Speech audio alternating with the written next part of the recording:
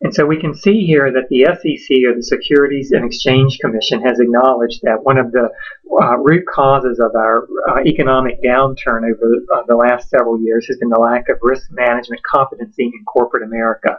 And the general thought on their part is that organizations don't do enough to identify, evaluate, and mitigate risk, and that if this were happening, the economic downturn, or the severity of the impacts of the economic downturn might have been avoided. So what do we think about when we talk about enterprise risk management? We want to think more broadly than security and controls. We want to think in terms of, well, what is an organization's business? What is their business model? What are their objectives, and what are their mission? What is their mission? And then what might negatively impact their ability to achieve that mission? That's one way to think about risk. It's the uncertainty, or the effect of uncertainty on outcomes. The other thing we want to keep in mind is that the importance of risk management at the enterprise level is increasingly important because of increasingly growing because of the complexity of operations and the complexity of transactions, specifically as a result of globalization. And we also want to keep in mind that no organization can be 100% risk-free. You may recall in previous discussions we talked about cost versus benefit, and the issue becomes one of, well, we can't avoid risk completely at a reasonable cost.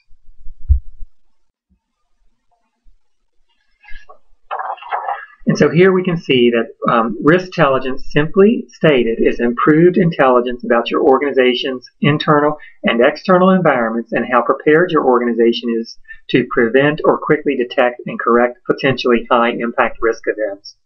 And so the real key then becomes one of, well, how do we develop this improved intelligence? And then once we've been able to identify these risk events, their likelihood, the impact on them if they should happen, and what our mitigation plans is, one of the issues is how do we execute all of that in a sustainable way across the organization, across time.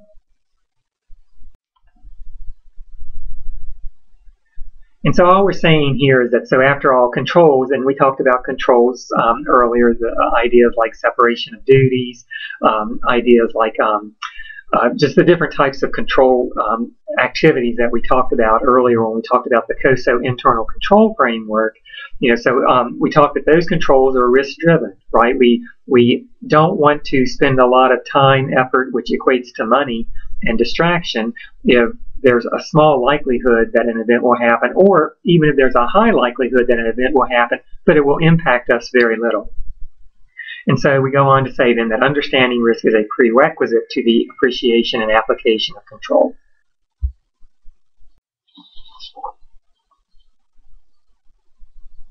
And so here we talk that the risk-intelligent enterprise moves beyond security controls to managing risk and then using risk to create value. We talk about risk as having, or risk intelligence as having, dealing with downside risk, where we say we have no positive impact, and we're given an example of unauthorized access and theft of confidential customer credit card information. Well, there's only negative consequences for the organization associated with that. There's no possibility of a positive outcome of that from the organization standpoint. Or we talk about upside risk, where we're saying there is possibility of a positive payoff. And there we can talk about, the example here is given with the business acquisition or a merger. Well, we have downside risk associated with that, of course, in that the acquisition may not yield the intended results, but we do have upside risk also, and that's that we will achieve the synergies, the higher profitability, the greater market share. So there's something positive that could come about that. Another example of an upside risk activity might be a proposal that's submitted. Well, there's the downside risk that we'll invest a lot of money in chasing this work and preparing the proposal and submitting it to the client, and we won't receive the award. There's also the upside risk that we'll do all those same activities and we will receive the same award, increasing profitability, increasing our market share, giving us new exposure to perhaps different areas or lines of business we didn't have before. So you can see that risk is not all negative. We talk about it in terms of downside and upside.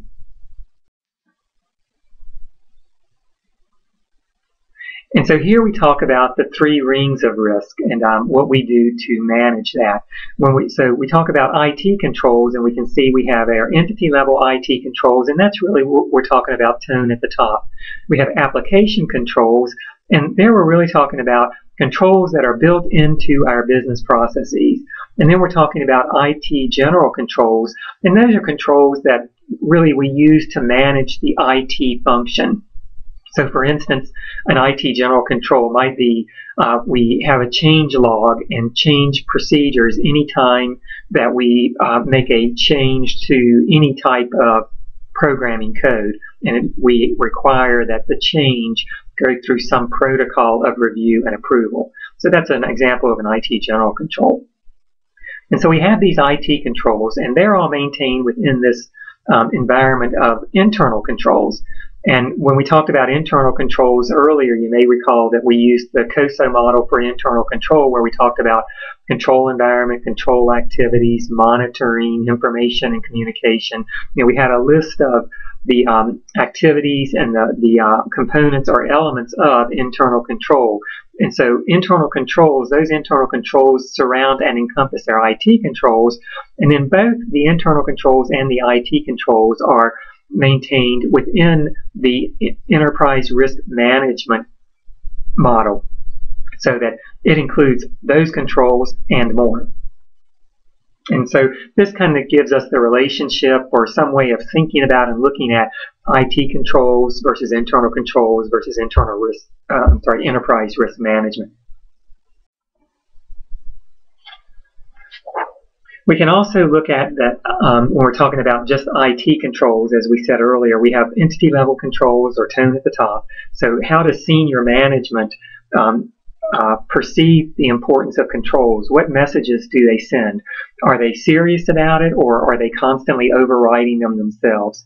We have these idea application controls that are really controls that are built into our business processes. So perhaps, for instance, when we allow posting to general ledger or posting within the various subsystems, we control the users via passwords of whomever or whoever are able to make those postings. And then we have the IT controls that we talked about that are general in nature and are spread across and inherent throughout all of our business processes and those application controls.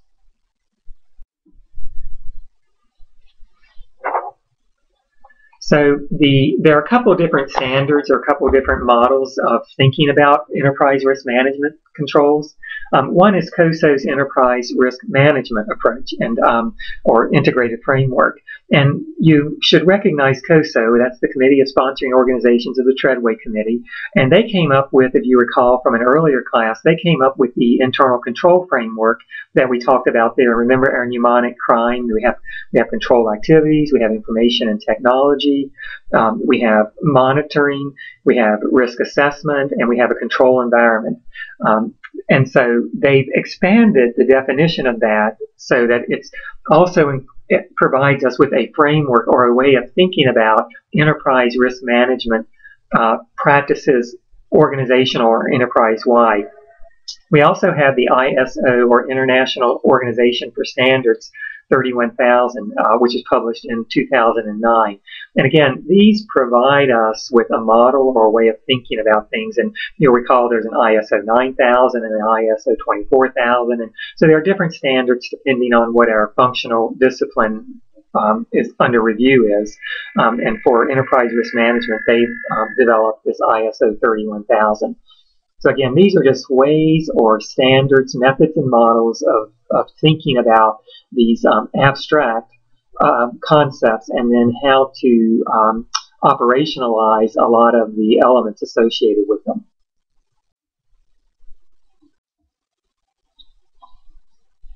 And so the Enterprise Risk Management Cube that we see here was developed by the Committee of Sponsoring Organizations.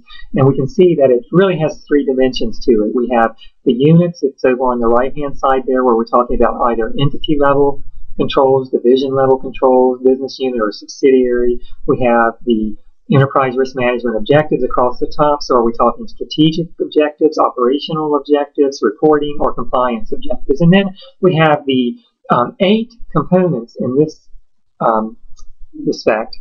And if you recall, the COSO internal control model had 5 components, so we're adding 3 new components to the enterprise risk management framework to help us think at that level.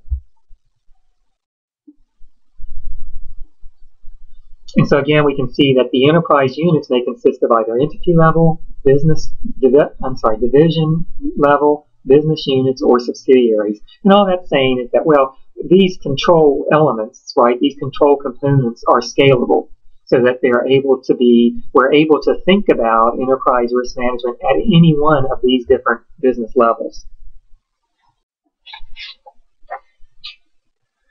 Then we talked that there were some ERM objectives, and in the COSO model, it's developed for us into 4 categories of an enterprise objectives. So strategic objectives relate to goals that support the entity's mission. These are versus operational objectives, which are really relate to the effective and efficient use of the entity's resources. So strategic objectives are, where's the organization going in the long term?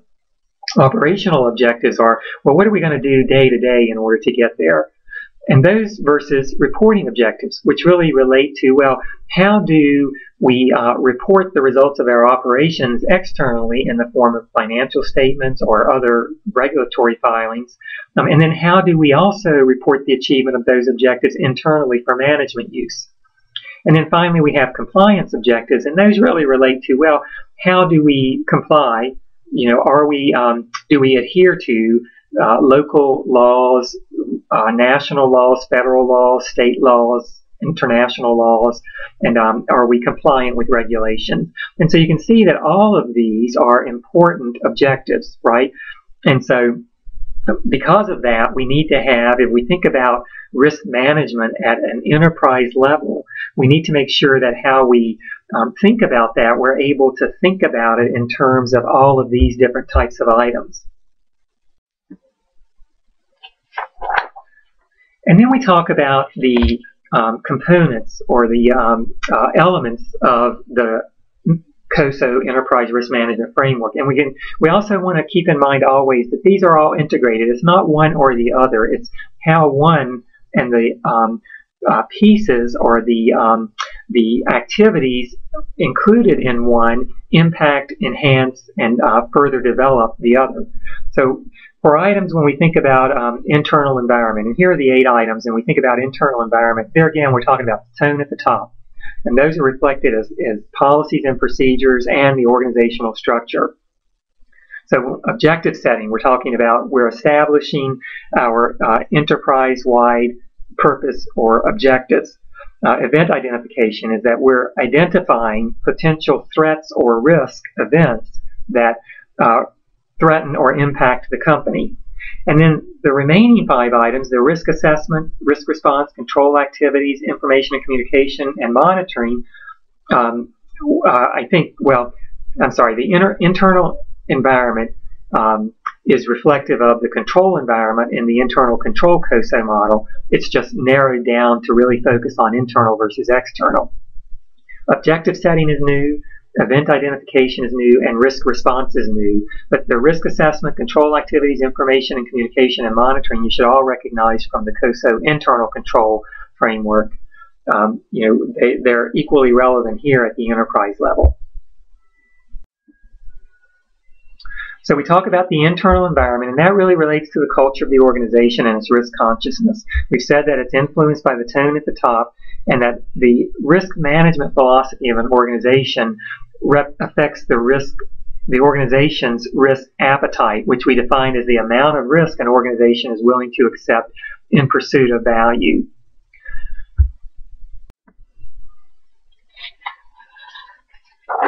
So when we're talking about objective setting, we're talking about how does an organization incorporate risk management into the different types of objectives that are established and required in the operation of that organization. And those are all reflected through an organization's risk tolerance level, which is defined as the acceptable level of variation in obtaining objectives.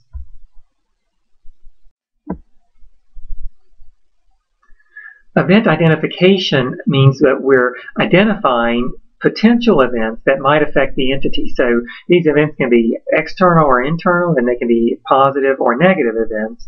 But what we're doing is going to the trouble of trying to identify our risk so that we're then able to assess them versus not providing any kind of attention or concern over what these events may be.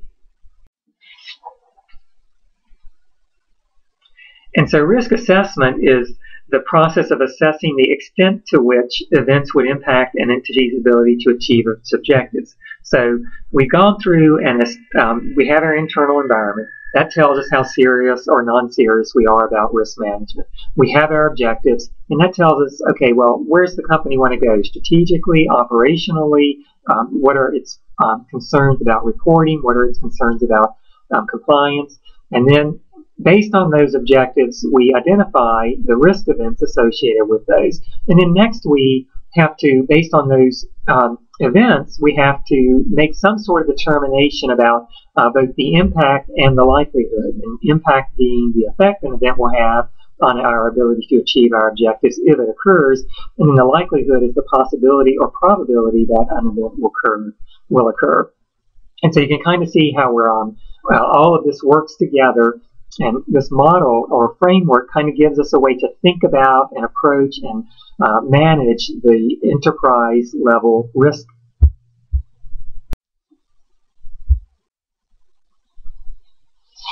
And so in assessing risk likelihood, pertinent questions are, what is the possibility or probability, and one being qualitative, the other being quantitative, of an event happening, and then what is the estimated frequency of the threat occurring.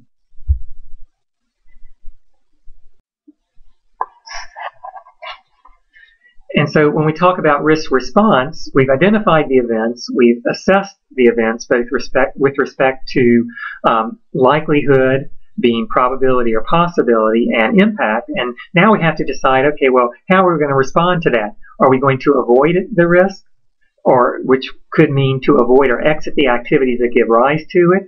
Are we going to reduce the risk? Are we going to share the risk? And a good example of sharing is insurance. Are we going to accept the risk and based on the assessment, the impact, the likelihood? Are we just going to accept the risk and not try to mitigate it in any way? And so then these control activities are, you should recognize this from our internal control model, is that after an entity has identified risk responses, the next step is to identify the appropriate control activities. So what we're saying is now we've decided how we're going to address the risk, right, whether through avoidance, reduction, sharing, or just ignoring it, and then we need to, or accepting it, and then we need to decide, well, then how do we translate those decisions into our day-to-day control activities? And examples of control activities are things like performance reviews, physical counts, segregation of duties. Then we have the idea of information and communication, and that involves identifying, capturing, and communicating information accurately, completely, and timely, so that employees and staff can carry out these control activities that we developed earlier. As we know here that an integrated enterprise system can provide management with additional data and information for use in making enterprise risk management assessment and decisions. And so this is where, as designers of accounting systems, we may find that we're able to add value, and that's by making some sort of query or raising up for discussion anyway this idea of enterprise risk management, and how might the accounting system that we are developing, how might that be used to create value so that it adds to an organization's ability to identify, capture, and communicate information accurately, completely, and timely, so that management has a better handle on and is better able to manage the risk. So we see that there's a there can be a direct connection between how an accounting information system is developed and what information is developed, and then how is that information communicated. There can be a direct correlation between that and an enterprise risk management. And then finally we have this idea of monitoring. And so that's this ongoing process of monitoring and enterprise risk management. So just like internal controls, we don't create and establish all of this activity and all of this effort and then just ignore it after we think it's been implemented. We constantly have to visit and revisit, redetermine whether our metrics are appropriate, redetermine whether or not we're meeting our objectives with respect to managing our risk and identifying our risk. Have new risks emerged? Are we adequately addressing those risks? And so we do this monitoring through an ongoing phase, and that's activities that occur on an ongoing basis. And we also may do separate evaluations, such as separate internal audits of different functional areas to, again, help us to ensure that our risk management efforts are achieving their intended purpose.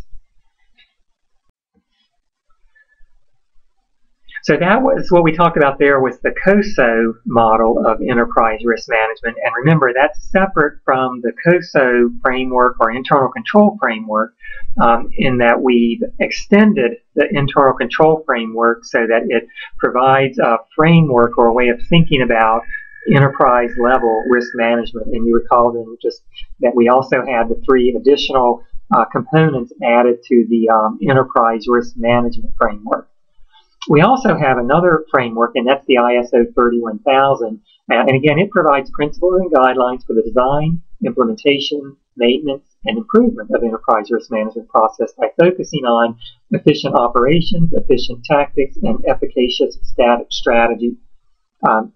So you can see that these are kind of closely related in a way to what we had under the COSO framework, but it's at a much higher level.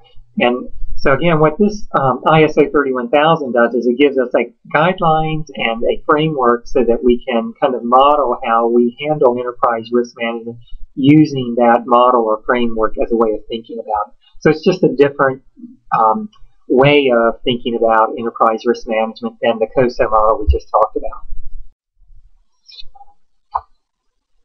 And in here, or as a part of the ISO 31000 model, we have what we call the 7 R's and 4 T's. So if we think about the 7 R's, it's recognize or identify, rank or evaluate, respond to significant risk, resource controls, reaction planning, report and monitor, and review the risk management framework. And so you can see these are very, very close to, not exactly the same, but very, very close to the COSO framework.